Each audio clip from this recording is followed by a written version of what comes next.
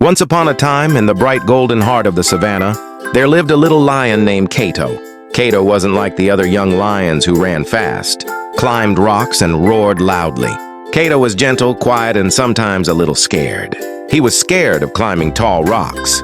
He was scared of crossing the wobbly wooden log by the river. And he was especially scared of trying anything new. Every morning, Kato watched his friends race across the grasslands.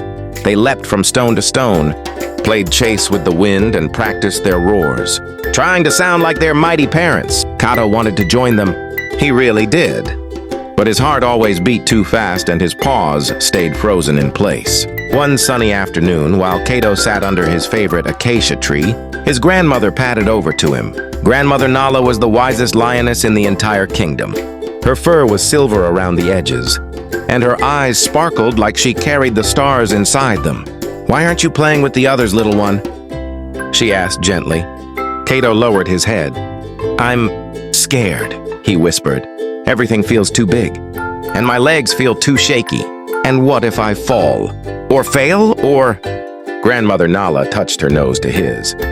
"Kato," she said softly, "being brave doesn't mean you are never afraid. Being brave means you try, even when fear walks beside you." Kato blinked. "Even if I try and I'm still scared?" She nodded. Trying is bravery.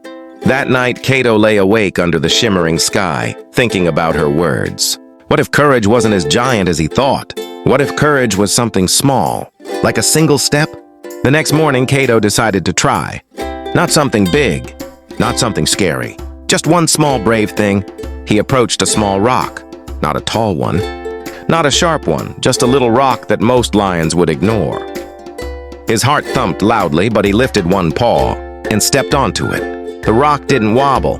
He didn't slip. He didn't fall. He just stood there. A tiny smile warmed his face. It was a small step, but it counted. The following day, he tried the wobbly wooden log by the river. His legs shook. His whiskers quivered. But he took 2 careful steps before jumping off, and that was enough. Day after day, Kato tried something new. He climbed higher rocks. He crossed the log a little further. He even practiced a tiny roar, soft and squeaky, but still a roar. Each time, the fear was still there, but each time he grew a little braver. One afternoon, while Kato was resting, he heard a cry. "Help! Someone help!" It was a young meerkat stuck between 2 stones. The other animals gathered around, unsure what to do. Kato's heart pounded. Fear whispered, "You can't do it. You're too small, too scared." But something else whispered louder. Being brave means trying. Kato stepped forward. He squeezed between the stones, gently pushed them apart with his shoulder, and helped the little meerkat wiggle free. The savannah erupted in cheers. "You were so brave! I didn't know Kato could do that. Kato saved the day."